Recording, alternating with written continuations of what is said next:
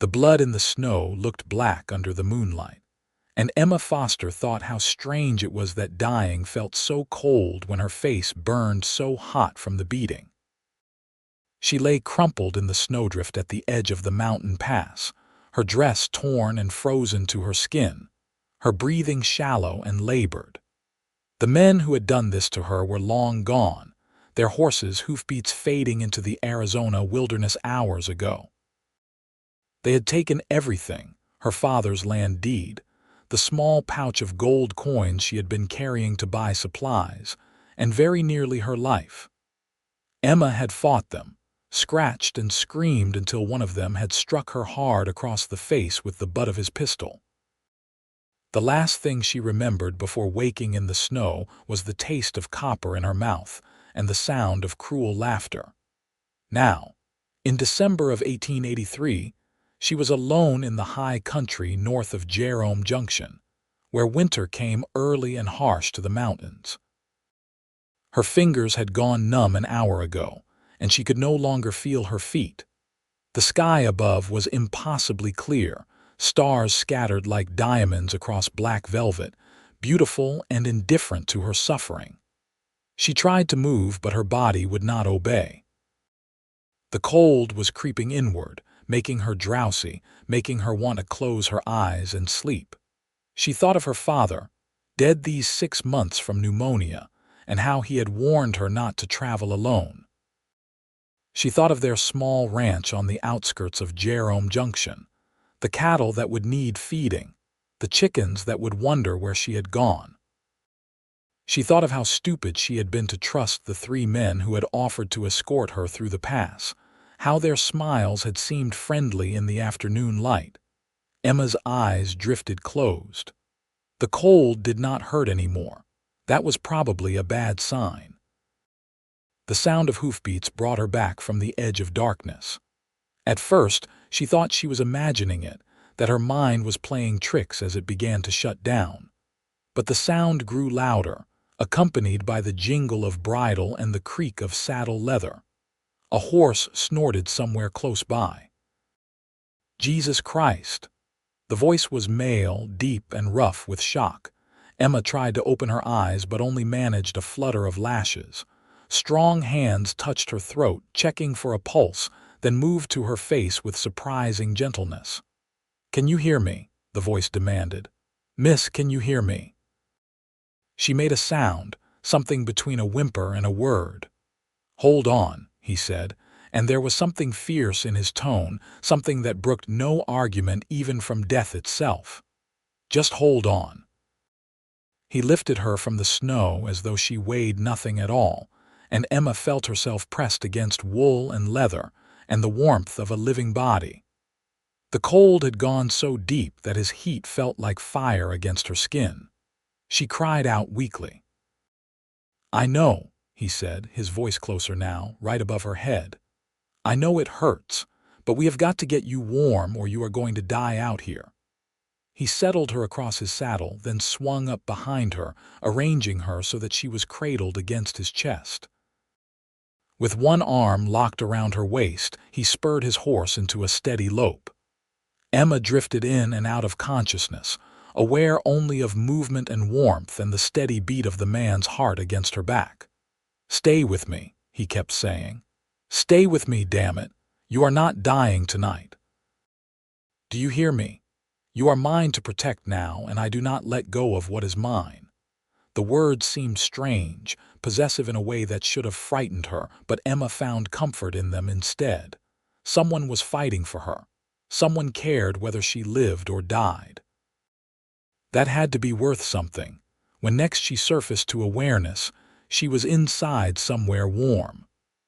A fire crackled nearby, orange light dancing across log walls. She was lying on something soft, wrapped in blankets, and someone was rubbing her hands between their palms with firm, methodical strokes. "That is it," the voice said. "Come on back." Emma's eyes opened fully for the first time. The man kneeling beside the bed was perhaps 28 or 30, with dark hair that fell past his collar and eyes the color of whiskey in sunlight. His face was all hard angles and sharp planes, weathered by wind and sun, with a scar that traced a thin white line from his left eyebrow to his cheekbone. He was not handsome in any conventional sense, but there was something compelling about him, something that made it hard to look away. "There you are," he said, and the relief in his expression was startling. "You had me worried." Emma tried to speak, but her throat was too dry. He seemed to understand, reaching for a cup of water on the bedside table and helping her drink. The water was cold and clean and tasted like the best thing she had ever consumed. "Easy," he cautioned when she tried to gulp it. "Small sips." When she had drunk her fill, he set the cup aside and sat back on his heels, studying her face with an intensity that made her flush. "Who did this to you?" he asked quietly. Emma's hand moved automatically to her face, feeling the swollen flesh around her eye and the split in her lip. The memories came flooding back and she flinched. "3 men," she managed, her voice barely above a whisper. "They said they would escort me through the pass, but they wanted my father's land deed. When I would not give it to them, they took it anyway, and they took my money, and they beat me and left me to die." Something dangerous flickered in the man's eyes, gone so quickly she might have imagined it. His jaw tightened. "You know their names." "2 of them called the third one Fletcher," Emma said. "That is all I heard." The man nodded slowly. "Fletcher, that is something to work with." He stood abruptly, moving to the fireplace to add another log. "You are safe here. No one is going to hurt you again." "Where is here?" Emma asked, looking around the cabin. It was small but well kept, a single room with a bed in one corner, a table and chairs near the hearth, shelves lined with supplies and books. A rifle hung above the door and a pair of saddlebags sat on the floor. "My place," he said. "About 15 miles north of Jerome Junction, up in the high country. I run cattle in the summer and trap in the winter." He turned back to face her. "Name is Marcus Calloway. Most folks call me Mark." "Emma Foster," she replied. "I have a ranch outside Jerome Junction, or I did before those men took the deed. Without it, I cannot prove the land is mine." "We will get it back," Marcus said with such certainty that Emma almost believed him. "You do not even know me," she pointed out. "Why would you help me?" He crossed back to the bed and crouched down so they were at eye level. Up close, she could see flecks of green in his hazel eyes and the way his jaw was shadowed with several days' worth of stubble. "Because I found you dying in the snow," he said simply. "Because no woman deserves what those men did to you. And because from the moment I picked you up, something in me decided you were mine to protect. I do not claim to understand it, but I do not question it either. You are under my protection now, Emma Foster. That means something to me, even if it does not mean anything to you yet." Emma stared at him, unsure how to respond. There was nothing frivolous in his declaration, no hint of impropriety or expectation. He stated it as simple fact, the way another man might comment on the weather. "I do not even know you," she said again, but with less conviction this time.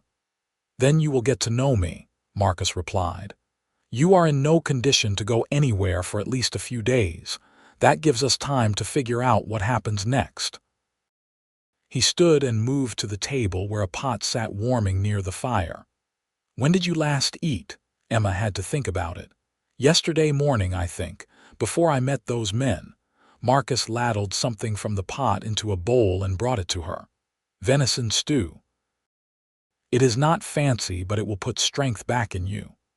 The smell alone made Emma's stomach clench with hunger. Marcus helped her sit up against the pillows, then handed her the bowl and a spoon. She ate slowly at first, then with increasing urgency as her body remembered what it was like to be fed. Marcus watched her with satisfaction, his arms crossed over his chest. "How long have I been here?" Emma asked between bites. "About 4 hours," he replied. "It is past midnight now. I found you around 8. What were you doing out there so late, checking my trap lines? I had a feeling something was wrong, could not tell you what.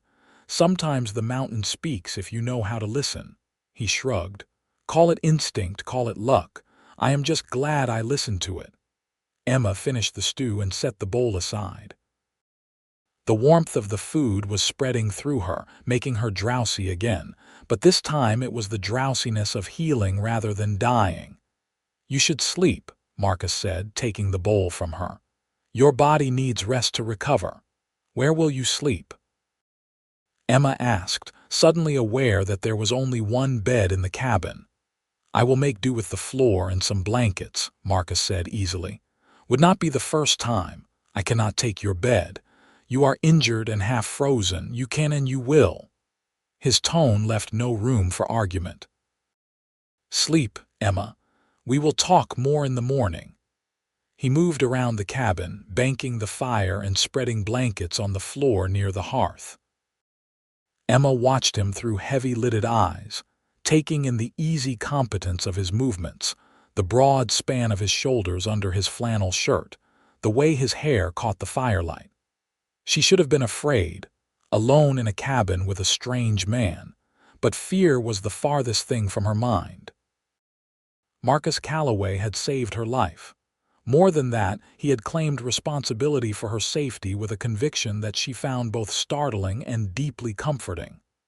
Marcus, she said softly. He glanced up from arranging his makeshift bed.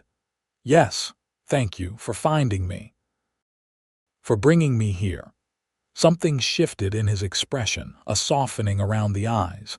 No thanks needed, just get well. Emma let her eyes close, surrendering to sleep. Her last conscious thought was that she was safe, truly safe, for the first time since her father had died. She woke to pale morning light filtering through the cabin's single window and the smell of coffee brewing. For a disoriented moment, Emma could not remember where she was. Then memory returned in a rush. The beating, the snow, Marcus Calloway lifting her with gentle hands and fierce promises. She sat up slowly, taking inventory of her body. Everything hurt, but it was the sharp, clean pain of injuries healing rather than the dull agony of dying. Her face was swollen and tender, her ribs protested movement, and her hands and feet throbbed as circulation fully returned. But she was alive. Marcus stood at the stove with his back to her, pouring coffee into 2 tin cups. He had changed his shirt and tied his dark hair back with a leather cord. In the morning light, she could see that he was tall, probably a few inches over 6 feet, with the lean, hardened build of a man who made his living from physical labor. Morning, he said without turning around. How are you feeling? Like I was beaten and left to freeze, Emma said honestly. But alive, which is better than the alternative. He turned and crossed to the bed, offering her one of the cups. Emma took it gratefully, wrapping her sore hands around the warmth. The coffee was strong and black, exactly what she needed. I want to take a look at your injuries in daylight, Marcus said. Make sure nothing needs more attention than I gave it last night. Emma nodded, setting the cup aside. Marcus sat on the edge of the bed and gently tilted her face toward the light, his fingers careful on her chin. His touch was clinical, professional, but Emma still felt heat rise to her cheeks. Bruising and swelling, but nothing broken, he said after a moment. That is lucky. Whoever hit you knew what they were doing, though. A little harder and he could have fractured your skull. He released her face and gestured to her midsection. Your ribs, sore, but I do not think they are broken. I've had a broken rib before and this does not feel the same. Show me anyway. Emma hesitated, then carefully pulled up the shirt Marcus must have dressed her in at some point during the night. The sight of the bruises made her gasp. Her torso was mottled with purple and black, a testament to the boots that had kicked her after she had fallen. Marcus's expression went cold and hard. Fletcher and his friends are going to answer for this. You cannot go after them, Emma said quickly. There are 3 of them and you are just one man. They will kill you. Let them try." Marcus's voice was soft, almost gentle, and somehow that made the words more menacing. He met her eyes. "I meant what I said last night. You are mine to protect. That means anyone who hurt you has to answer to me. That is not negotiable." Emma opened her mouth to argue, then closed it again. There was something in Marcus's face that told her argument would be futile. Instead, she said, "Can we at least wait until I am well enough to tell the sheriff what happened? Maybe the law can handle it." "The sheriff in Jerome Junction is John Briggs," Marcus said flatly. "He is lazy, corrupt, and in the pocket of half the criminals in the territory. If Fletcher has any connections at all, Briggs will do nothing." "Then what do you suggest?" Marcus was quiet for a moment, thinking. "First, you heal. Second, we find out who Fletcher is and who he works for. Third, we get your land deed back. After that, we decide what comes next." It was not the answer Emma had hoped for, but it was more reasonable than she had feared. "And if we cannot get the deed back, we will get it back," Marcus said, "one way or another."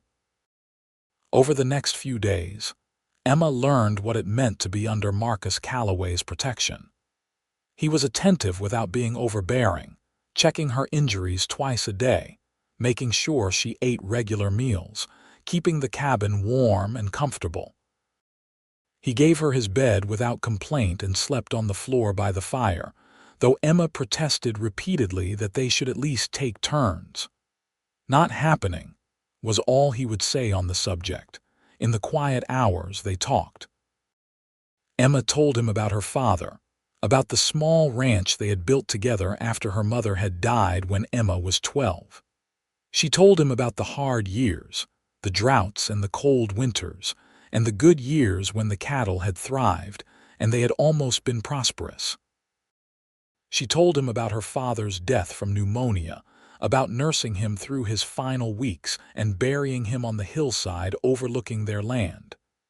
"He made me promise I would not give up the ranch," Emma said one evening as they sat by the fire. "It was his life's work, our life's work. I was taking the deed to the bank in Jerome Junction to put it in a safe deposit box when I met those men. I thought it would be safer there than hidden in the ranch house." "It was a smart idea," Marcus said. "You had no way of knowing what would happen." "I should have known better than to trust strange men offering help. The men who hurt you are responsible for what they did, not you. Do not take their sins onto yourself." Emma looked at him across the firelight. "You are very wise for a man who lives alone in the mountains." Marcus's mouth quirked. "Living alone gives a man plenty of time to think." "Why do you live alone?" Emma asked. "You must have been in the war," she gestured to his scarred face. "You are the right age for it." Something shuddered behind Marcus's eyes. "I was.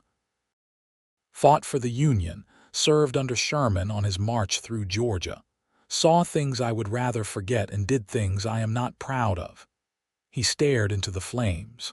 "When it was over, I could not go back to the way things were before. Too much had changed. So I came west, as far from civilization as I could get, and I made a life where the only person I had to answer to was myself." "That sounds lonely," Emma said softly. "It has been," Marcus admitted, "but lonely felt safer than trying to be around people again." He looked at her then, his hazel eyes intense. "Until I found you in the snow, until I brought you here and realized how empty this cabin has been, how empty I have been." Emma's breath caught. "Marcus." "I know it is too soon," he said quickly. "I know you barely know me and you are still healing and you have every reason to be wary of men right now. But I would be lying if I said I did not feel something for you, Emma. Something I have not felt in a very long time. Maybe something I have never felt at all." Emma's heart was pounding. She should have been afraid, should have been cautious, but all she felt was a strange, fierce joy. "I feel it too," she admitted. "I do not understand it, we are strangers, but when you look at me, I feel safe. I feel seen. And when you talk about protecting me, I believe you." I think I would believe anything you told me." Marcus crossed the small space between them in 2 strides and knelt before her chair. He took her hands carefully, mindful of her healing fingers. "I am going to court you properly," he said. "I am going to give you time to heal and time to be sure. But I want you to know my intentions are honorable. I want you to stay, Emma, not just until you heal, but after. I want you to stay here with me." "I have a ranch," Emma said, but her protest was weak. "Then we will split our time between here and there, or we will sell one and focus on the other. I do not care which, as long as you are with me." Emma looked into his eyes and saw nothing but sincerity. This rough, scarred man who had saved her life was offering her his heart with a straightforwardness that took her breath away. "Ask me again when I am healed," she said finally. "Ask me when I have my land deed back and my life is my own again. Then I will give you my answer." "Is that a maybe?" "That is a very strong maybe," Emma said, and she smiled despite the way it pulled at her healing lip. Marcus smiled back, and the expression transformed his face, softening the hard edges and lighting his eyes with warmth. He lifted her hands one at a time and pressed a gentle kiss to each of her scraped knuckles. "I can work with a very strong maybe." By the end of the first week, Emma was well enough to move around the cabin without pain slowing her movements. The swelling in her face had gone down, revealing the full extent of the bruising but also confirming that Marcus had been right about nothing being broken. Her ribs still ached but no longer screamed with every breath. Her hands and feet had recovered from their brush with frostbite, though Marcus warned her to watch for any numbness or discoloration in the coming weeks. "We need to go into Jerome Junction," Emma said one morning over breakfast. "I need to report what happened and see if anyone knows Fletcher or the men he was with." Marcus nodded slowly. "I have been thinking the same thing, but we go together and we go armed. You think they might still be there?" "I think men stupid enough to leave a witness alive are stupid enough to stick around. And I think even if they have moved on, they might have people watching for you. They took your land deed for a reason. They might be planning to forge your name and claim your ranch." The thought made Emma's blood run cold. How would they even do that? Land offices in the territories are not always careful about checking identity. If someone shows up with a deed and the confidence to pull it off, they might succeed. Especially if the sheriff is not inclined to ask too many questions. "We have to stop them." "We will," Marcus promised. "But we do this smart. We go into town, we talk to the land office and find out if anyone has tried to file on your property. We ask around carefully about Fletcher. And if we find him, we do not confront him in the street like this is some dime novel. We get the law involved, even if the law is corrupt. At least that way there are witnesses." Emma wanted to argue for faster, more direct action, but she knew Marcus was right. They could not afford to make mistakes. They rode out the next morning, Emma on a sturdy bay mare from Marcus's small string of horses and Marcus on the big roan gelding that had carried them both through the snow. It was a clear, cold day, the sky a brilliant blue overhead and the mountains sharp and white in the distance. Despite everything that had happened, Emma felt her spirits lift. There was something about being on horseback with the wind in her face that made her feel alive and free. Marcus kept his rifle across his saddle and his eyes on their surroundings, alert for any sign of trouble. But the ride to Jerome Junction was uneventful, the trail empty except for a freight wagon heading in the opposite direction. Jerome Junction was a mining town that had boomed in the late 1870s, when copper was discovered in the surrounding hills. It clung to the side of a mountain like a stubborn barnacle, its buildings stacked in terraces connected by steep, narrow streets. The main street was a chaos of activity, miners and cowboys and merchants all going about their business in the crisp December air. Marcus led them to the land office first, A narrow building squeezed between a dry goods store and a lawyer's office. Inside, a bespectacled clerk looked up from his ledger with an expression of mild annoyance. "Help you?" he asked. "My name is Emma Foster," Emma said, stepping forward. "I own a ranch east of town. I need to know if anyone has tried to file on my property in the last week." The clerk's expression sharpened with interest. "Foster Ranch, you said. Let me check." He pulled out a heavy ledger and began flipping through pages. After a moment he looked up, frowning. "According to my records, a claim was filed on that property 3 days ago by a Miss Emma Foster." "That would be you, I assume." Emma's hands clenched into fists. "That was not me. Someone stole my land deed and forged my name." The clerk's frown deepened. "That is a serious accusation, miss. Do you have any proof?" "Look at her face," Marcus said coldly. "Does it look like she has been sitting comfortably in town filing land claims?" The clerk peered at Emma more closely, taking in the fading bruises. "I see your point, but the person who filed the claim had the deed, properly signed and witnessed. Without that deed, I cannot simply take your word that the ranch is yours." "The deed was stolen from me by 3 men," Emma said, fighting to keep her voice steady. "One of them was called Fletcher. Do you know who he is?" The clerk shifted uncomfortably. "I might have heard the name." "But that does not mean anything."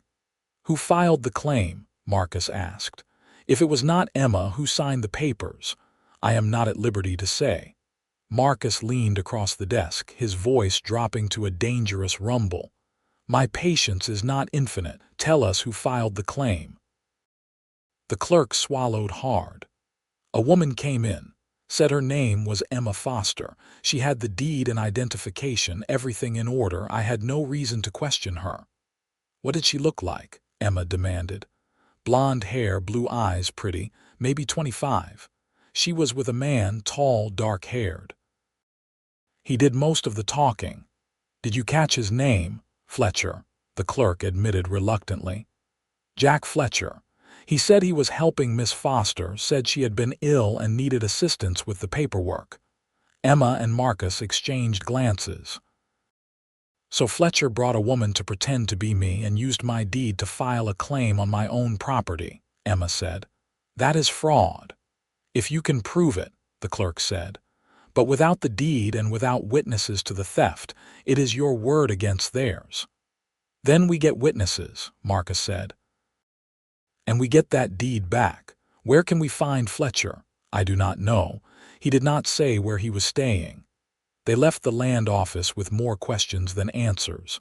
On the street, Emma turned to Marcus. "They are stealing my ranch right out from under me. How is that even possible?" "It is possible because the system is broken and men like Fletcher know how to exploit it," Marcus said grimly. "But we are not done yet. We find Fletcher, we get your deed back, and we force him to confess what he did." "How do we find him?" "We ask around, carefully." They spent the afternoon making discreet inquiries at the saloons, hotels, and boarding houses in Jerome Junction. Most people claimed not to know Fletcher or anything about him. A few admitted to knowing the name but said he had left town. It was not until they reached the Silver Bell Saloon, a rough establishment on the lower end of the main street, that they got something useful. The bartender, a grizzled man with a scar across his throat, studied them with sharp eyes. "You looking for Fletcher?" "We are," Marcus said. "What is he to you?" "He stole something from me," Emma said. "I want it back." The bartender grunted. "Fletcher is bad news. Works for a man named Donovan Cross. Cross runs a land speculation operation, buys up properties for cheap and resells them at a profit.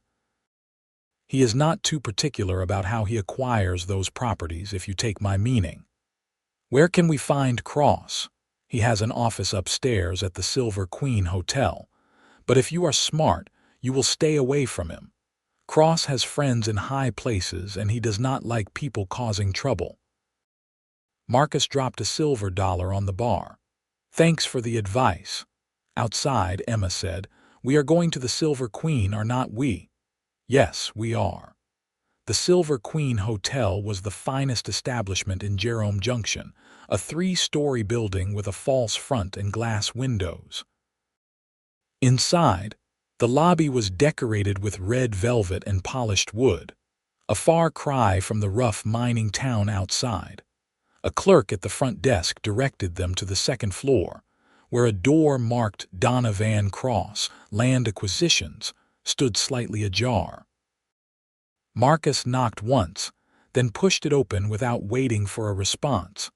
The office beyond was spacious and well-furnished, with a large desk, leather chairs, and bookshelves lining the walls.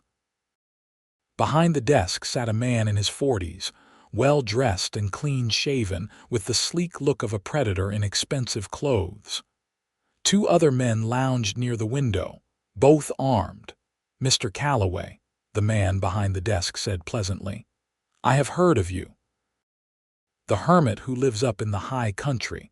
What brings you to civilization?" "You know my name, but I do not know yours," Marcus said evenly. "Donovan Cross. And you must be Miss Foster.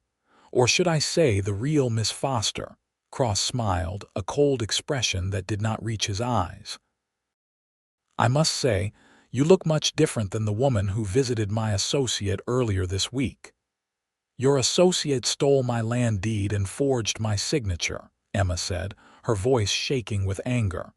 "I want it back." "I am afraid I do not know what you are talking about," Cross said smoothly. "The deed to your property was filed legally and properly. If you have a complaint, take it up with the land office." "We did," Marcus said. "They told us Fletcher brought in a fake Emma Foster to file the claim. That makes you and Fletcher guilty of fraud and theft." Cross's smile never wavered. "Those are serious accusations. Do you have any proof?" "We have the bruises from where Fletcher and his friends beat Emma and left her to die in the snow," Marcus said, his voice dangerously soft. "That seems like proof enough to me. Proof of assault, perhaps. But assault and land fraud are 2 different things, and I am afraid you will find that the law is not on your side in this matter." Cross leaned back in his chair. "However, I am a reasonable man. I am willing to pay you fair market value for the ranch, Miss Foster. Let us say $500. That is generous considering the property is now legally mine." "The property is legally mine," Emma snapped, "and it is worth 10 times that amount." "Then take me to court. Of course, court cases can take years and they are expensive.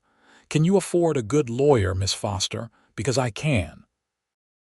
Marcus took a step forward, his hand moving toward his gun. The 2 men by the window straightened, their own hands dropping to their holsters. Cross held up a hand. "Gentlemen, let us not be hasty. Mr. Calloway, I understand you are upset, but shooting me will not get Miss Foster her deed back. It will only get you hanged." "Maybe," Marcus said, "but it would be worth it to wipe that smile off your face." "Marcus," Emma said quietly, touching his arm, "not like this." Marcus held Cross's gaze for a long moment, then stepped back. "This is not over." "No, I suppose it is not," Cross agreed. "But you should consider my offer, Miss Foster. $500 and a fresh start. It is better than what you will get if you fight me." They left the office in tense silence. "On the street," Marcus said, "he is not going to give that deed back willingly." "Then what do? We get it back unwillingly." Emma stopped walking and turned to face him. "What does that mean?" "It means tonight, when the hotel is quiet, I am going back to that office and I am taking what is yours." "That is theft." "It is recovering stolen property," Marcus corrected. "There is a difference. It is also dangerous. If you get caught, Cross will have you arrested or killed." "Then I will not get caught." Marcus cupped her face in his hands, his thumbs gentle against her healing bruises.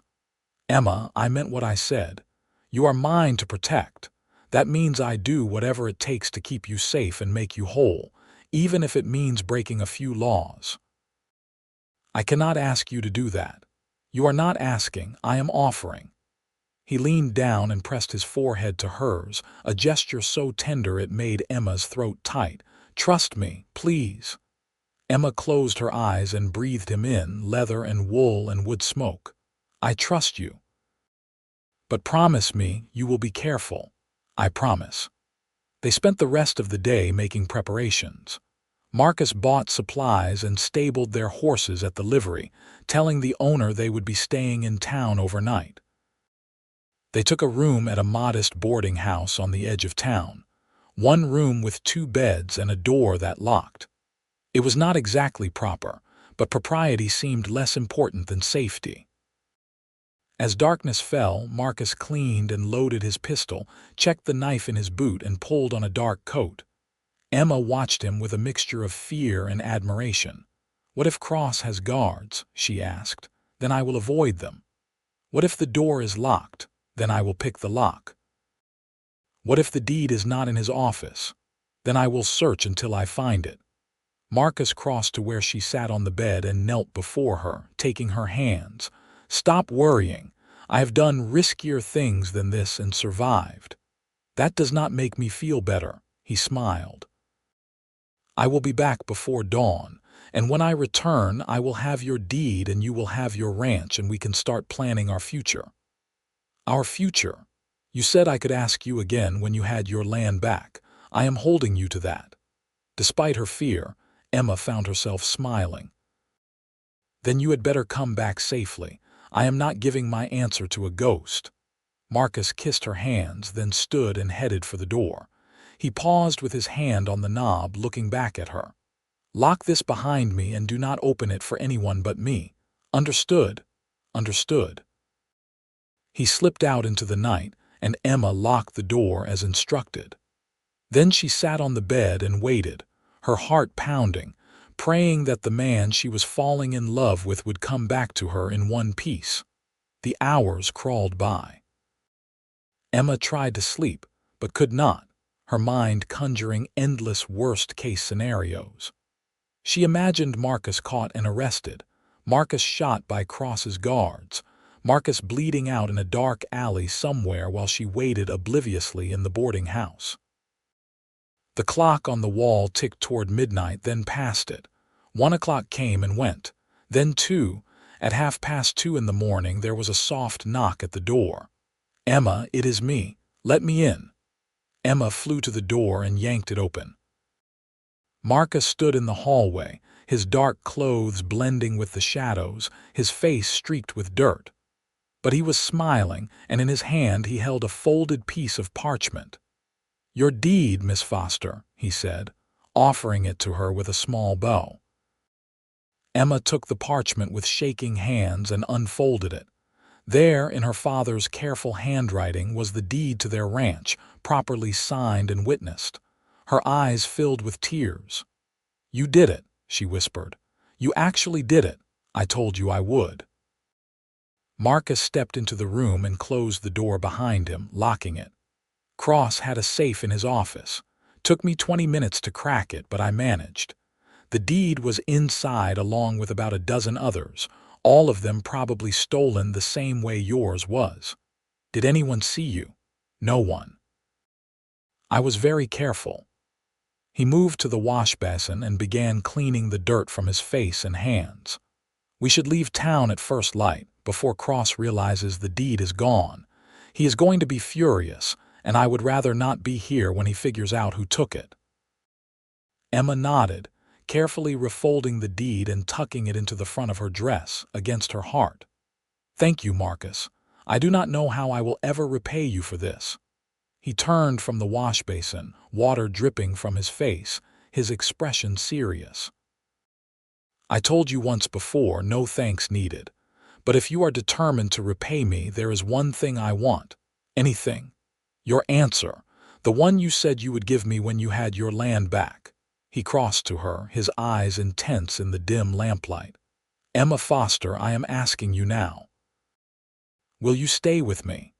Will you let me court you properly and build a life with you? Will you give me the chance to make you happy?" Emma's breath caught. She looked up at this rough, scarred man who had saved her life and risked his own to give her back what had been stolen. This man who had claimed her as his to protect and then proved with every action that he meant it. This man who made her feel safe and seen and cherished in a way she had never experienced before. Yes, she said simply. Yes to all of it. Marcus's face blazed with joy. He swept her into his arms, lifting her off her feet and spinning her in a circle. When he set her down, he cupped her face in his hands and kissed her, gentle and reverent, like she was something precious and breakable. Emma kissed him back, her hands fisting in his shirt, pouring everything she felt into that single perfect moment. When they finally broke apart, both breathless, Marcus rested his forehead against hers. "I am going to spend the rest of my life making sure you never regret this," he promised.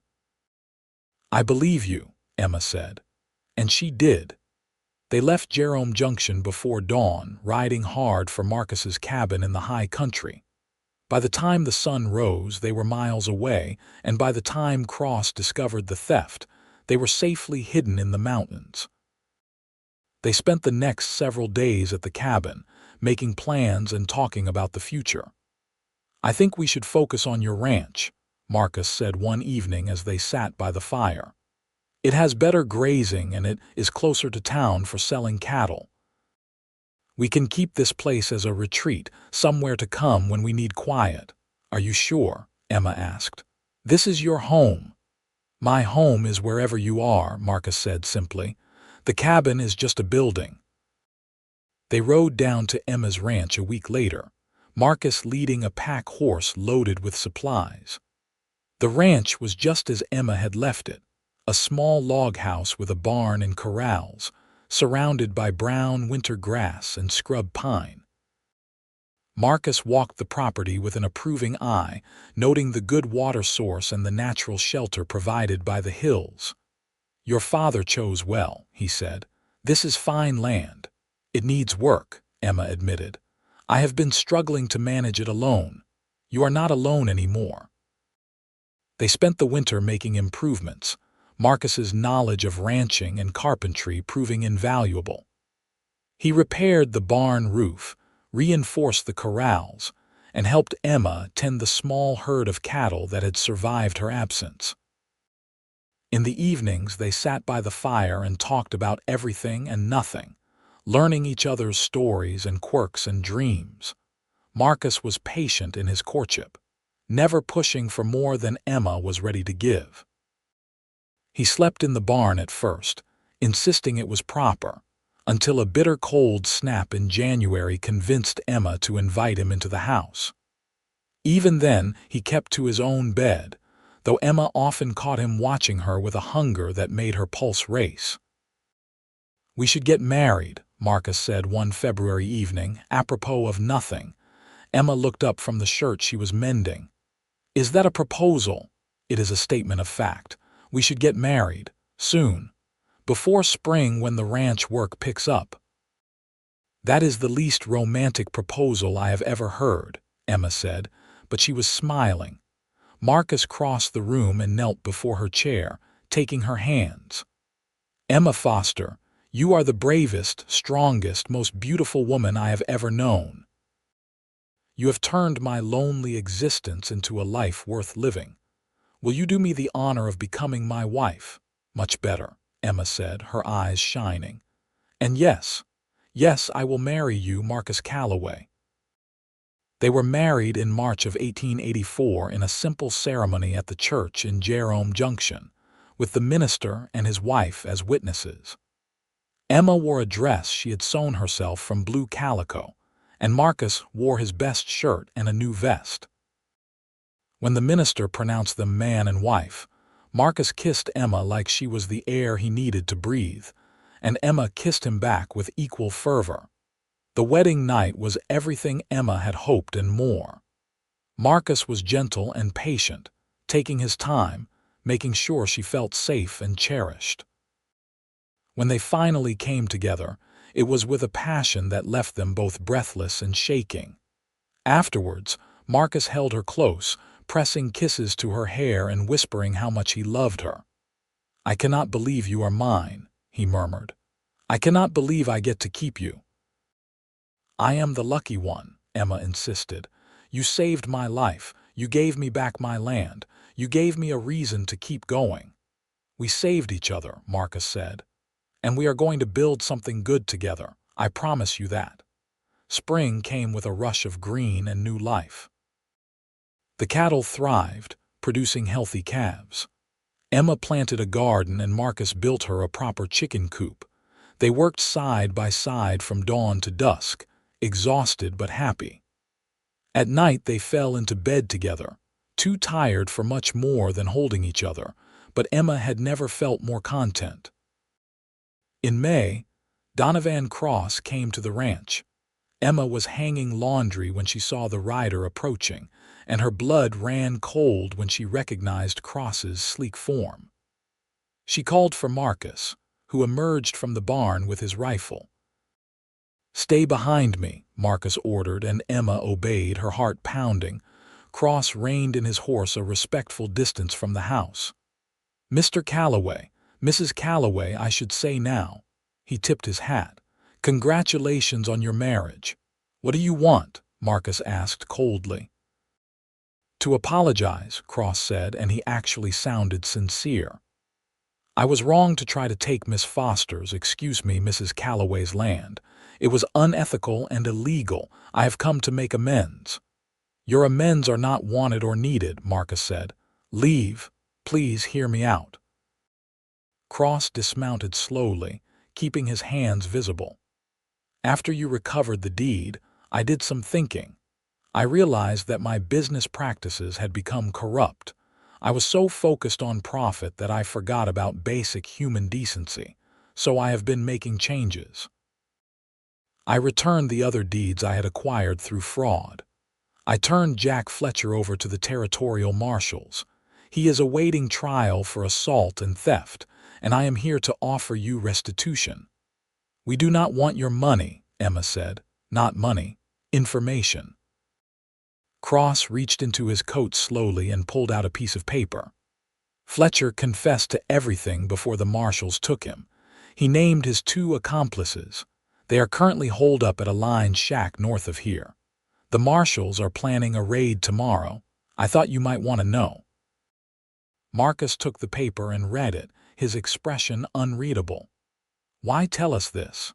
"Because you 2 beat me fair and square," Cross said. "And because I owe you.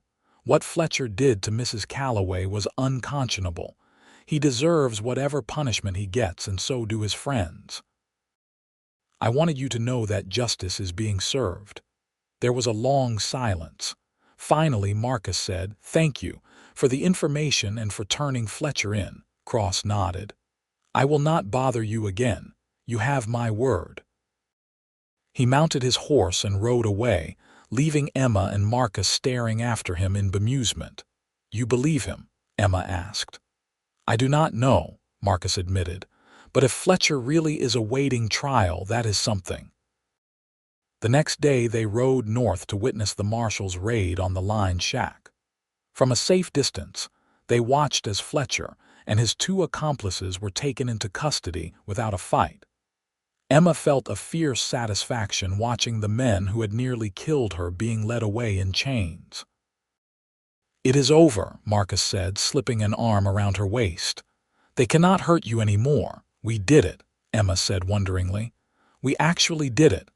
"We did," Marcus agreed. "And now we get to live our lives without looking over our shoulders." The months that followed were the happiest of Emma's life. The ranch prospered under their joint stewardship. In the fall, they sold a dozen head of cattle for a good profit and used the money to make more improvements. Emma's garden yielded bountifully, and she spent weeks canning and preserving for the winter. Marcus built an addition onto the house, adding a 2nd bedroom and a proper kitchen. In November, Emma realized she was pregnant. She told Marcus one evening after dinner, nervous about his reaction. They had not explicitly discussed children, though she had assumed he wanted them. But what if she was wrong? What if he had not expected this so soon? Emma, that is wonderful, Marcus said, his face breaking into a huge smile. He picked her up and spun her around, laughing. That is the best news I have ever received. You are happy. Happy does not even begin to cover it. He set her down gently, his hands moving to her still flat stomach. We are going to have a baby. We are going to be a family. The pregnancy was difficult.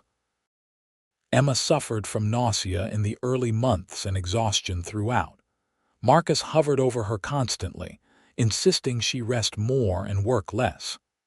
Emma found his protectiveness endearing even when it drove her to distraction.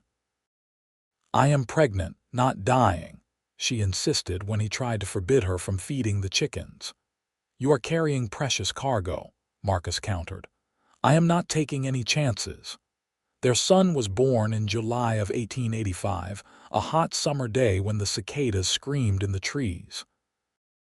The labor was long and brutal, and there were moments when Emma feared she would not survive. But Marcus stayed by her side the entire time, holding her hand and whispering encouragement. And finally, after 18 hours, their son entered the world with a lusty cry. They named him William after Emma's father. He was perfect, with dark hair like Marcus and Emma's green eyes. Marcus held him with shaking hands, his face full of awe and terror. I have never been so scared in my life, he admitted. What if I drop him? What if I do something wrong? You will not drop him, and you will not do anything wrong, Emma assured him. You are going to be an amazing father. She was right. Marcus took to fatherhood with the same intensity he brought to everything else. He was patient and gentle with William, changing diapers and walking the floor with him at night when he fussed. He built a cradle and a high chair and a toy chest. He talked to William constantly, narrating his day and telling stories about the ranch and the mountains. He cannot understand you, Emma said one afternoon, finding Marcus in the barn explaining to 6-month-old William how to properly mend a harness. He will understand eventually, Marcus said. I am getting him prepared. Emma laughed and kissed them both. The years rolled by, full of hard work and simple joys. William grew into a bright, curious boy with his father's sense of adventure and his mother's determination. In 1887, Emma gave birth to a daughter they named Clara. In 1889, another son arrived, Thomas. The ranch expanded as Marcus bought adjacent land from aging neighbors looking to retire. The cattle herd grew. They built a larger house and a new barn. Emma often thought about the night Marcus had found her dying in the snow, about how close she had come to losing everything. It seemed like another life, a bad dream that had led to the best reality she could have imagined. She had been beaten and broken, left to die by cruel men, and Marcus had saved her in every way a person could be saved. What are you thinking about? Marcus asked one evening. They were sitting on the porch, watching their children play in the yard. William was 12 now, teaching Clara and Thomas how to rope a fence post. About how lucky I am, Emma said. About how you gave me everything I never knew I wanted. Marcus pulled her close, pressing a kiss to her temple. You gave me the same, Emma. You took a lonely, broken man and made him whole. You gave me a family and a purpose and a reason to wake up happy every morning. You are mine to protect, Emma said, echoing the words he had spoken to her so long ago. That is what you told me. But the truth is, we protect each other. Yes, we do, Marcus agreed. And we always will. In 1895, when William was 10 and preparing to take over more ranch responsibilities, Marcus and Emma sat down with all 3 children and told them the story of how they had met. They did not hide the difficult parts, the violence and the fear, but they focused on the love that had grown from those dark beginnings. So Papa saved your life? Clara asked, her eyes wide. He did, Emma confirmed. And I like to think I saved his too in a different way. That is the most romantic story I have ever heard, Clara sighed. That is the scariest story I have ever heard, Thomas said, hugging Emma tight. William, who was old enough to understand the implications better, looked at Marcus with new respect. You went up against bad men to protect Mama. I would go against an army to protect your mother, Marcus said seriously. And I would do the same for any of you. That is what family means. We protect each other no matter what. The children grew and eventually left home. William to run his own ranch nearby, Clara to marry a schoolteacher and move to Tucson, Thomas to become a deputy marshal. Emma and Marcus found themselves alone again, the way they had been in the beginning, but this time their solitude was comfortable and familiar. We did all right, Marcus said one evening as they sat on the porch, watching the sun set over the mountains. They were both in their 50s now, gray-haired and weathered but still strong. We did better than all right, Emma corrected. We built something beautiful. We did, Marcus agreed. He took her hand, his thumb rubbing across her knuckles the way he had done 1,000 times before. I love you, Emma Calloway. I have loved you since the moment I pulled you out of that snow. I will love you until the day I die, and if there is anything beyond death, I will love you there too. Emma's eyes filled with tears. I love you too, Marcus. You are mine to protect always and forever. They sat together as the sun disappeared behind the mountains, painting the sky in shades of gold and crimson. Around them, the ranch hummed with evening sounds, cattle lowing, horses stamping in the barn, the wind whispering through the pine trees. It was the sound of home, of family, of a life well lived. The years continued their steady march. Emma and Marcus celebrated their 25th wedding anniversary, then their 30th. Their grandchildren came to visit, filling the ranch house with noise and laughter. William took over most of the day-to-day operations of the ranch, allowing Marcus and Emma to slow down and enjoy their golden years. In 1910, when Emma was 53 and Marcus was 58, they took a trip back to the place where it had all begun. They rode up into the high country, to the spot where Marcus had found Emma in the snow 27 years earlier. The pass looked different in summer, green and alive, but Emma could still remember the cold and the fear and the certainty that she was going to die. I think about this place sometimes, she said, standing at the exact spot where she had lain. About how close I came to never meeting you, never having our life together. I think about it too, Marcus admitted. About how if I had ridden a different trail that night, or if I had been an hour later, I would have lost you before I ever knew you. It terrifies me. But that is not what happened, Emma said, taking his hand. You found me. You saved me. You loved me. And we got 37 years together and counting. Not enough, Marcus said roughly. It will never be enough. I want another 37 years. I want forever. Then we will take as much forever as we can get, Emma said. Every day together is a gift, Marcus. I have never forgotten that. They stood together in the mountain pass, two people who had found each other in the darkness and built a life in the light. The wind blew cold, carrying the scent of pine and snow from the peaks above. Emma shivered and Marcus wrapped his arms around her, sheltering her the way he always had, the way he always would. Thank you, Emma whispered, for finding me, for choosing me, for everything. No, Marcus said, his voice thick with emotion. Thank you for staying, for loving me, for giving me a reason to be more than I was. They rode back to the ranch as the sun set, their horses walking side by side, their hands clasped between them. Behind them, the mountains stood eternal and unchanging. Ahead, the ranch lights glowed warm and welcoming, a beacon of home.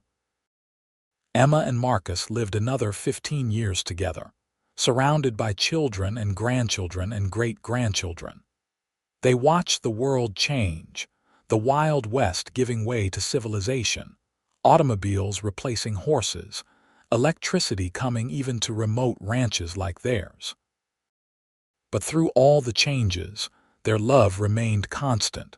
Marcus passed away in his sleep in 1925 at the age of 73. Emma was beside him, holding his hand as she had been for 41 years of marriage. His last words were, "I love you, Emma. You were always mine to protect." Emma lived another 3 years, long enough to see the ranch fully established as one of the finest operations in Arizona, long enough to hold her first great-great-grandchild, long enough to know that the life she and Marcus had built would endure.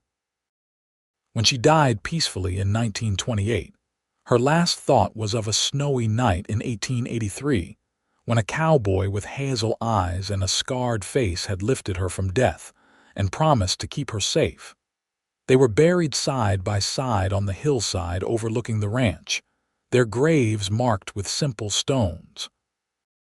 The inscriptions were brief but said everything that needed to be said. Marcus Calloway, beloved husband and father, he kept his promises. Emma Calloway, beloved wife and mother, she was his to protect and he was hers to love. The ranch continued for generations, passed down through William's line and beyond.